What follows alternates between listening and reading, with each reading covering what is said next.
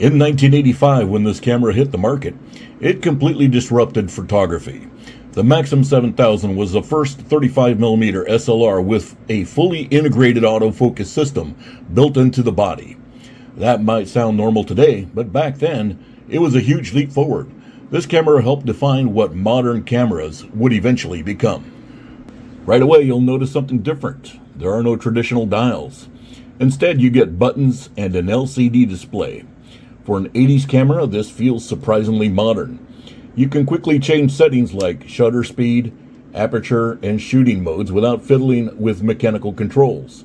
The data panel on top of this camera is filled with useful information. It presents exposure modes, film speed, exposure adjustment reminders, frame counter, self-timer countdown, and bulb elapsed time. Shutter speed, aperture setting, single and continuous film drive, and self-timer modes. The grip is comfortable and the layout is clean.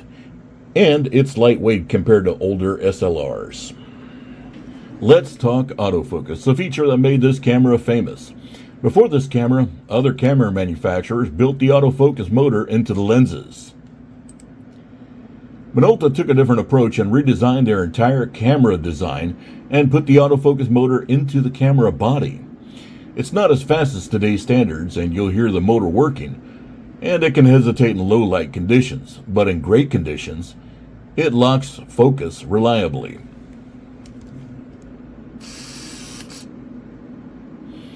And honestly, using autofocus on this camera from 1985 still feels a little magical. The Viewfinder is clear, bright, and packed with lots of information. In the Viewfinder, you will find the focusing frame, a matte focusing screen, an exposure mode indicator, focusing signal indicators, a flash indicator, a shutter speed indicator, a film speed indicator, metering indicators, an aperture setting indicator, and an exposure adjustment reminder. This camera has user-changeable focusing screens, so you can change it to your liking. Shooting the Maxxum 7000 is straightforward. You've got program mode if you want the camera to handle everything. This camera also has aperture priority, shutter priority, and metered manual if you want more control. The built-in motor drive advances the film automatically, which was a big deal at the time. Unlike older models, there's no need for a separate film winder. This camera has center metering, so while taking a picture, when the subject is not at the center of the frame, start by placing the subject at the center, hold the AE lock button, which is right here, reframe, and take the picture. This will give you the correct exposure in those scenarios. Image quality depends on your film stock and lenses, but this camera delivers consistently sharp and well-exposed photos. With a good A-mount lens, you get beautiful colors, solid contrast, and that timeless film look. Minolta lenses are known for having outstanding image quality that is sharp, contrasty, and have beautiful color rendering. There's a large selection of Minolta and third-party A-mount lenses available for this camera, so getting great lenses is not a problem.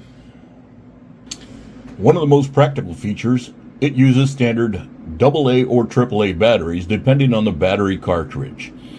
That makes it easy to keep shooting without hunting for specialty batteries.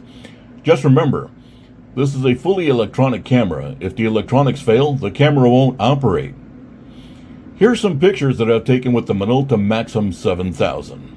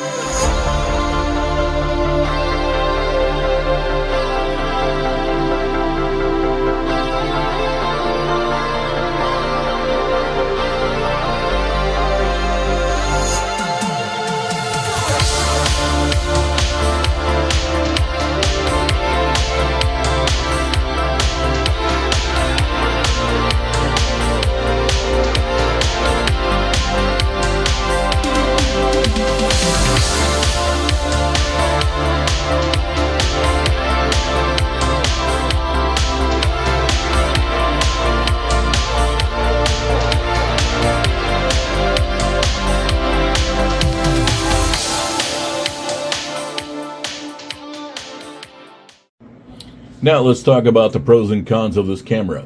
Let's start off with the pros. This is a historically significant camera. It has beginner-friendly controls, it has autofocus convenience, and it uses either AA or AAA batteries, which are widely available. Moving on to the cons. The autofocus is slow and a bit noisy compared to today's standards. It has a plasticky body, and finally, it is reliant on aging electronics. The Minolta Maxxum 7000 is a surprisingly versatile film camera, but it's especially well suited for certain types of users. Here's who will get the most out of it. Beginners getting into film photography. Digital shooters transitioning to film. Casual hobbyists, photography history enthusiasts, and budget-conscious film shooters. This is who this camera is not for. Manual purists. If you love full mechanical control and tactile dials, this may feel a little too electronic for you. Professionals needing speed. The autofocus is slow by modern standards.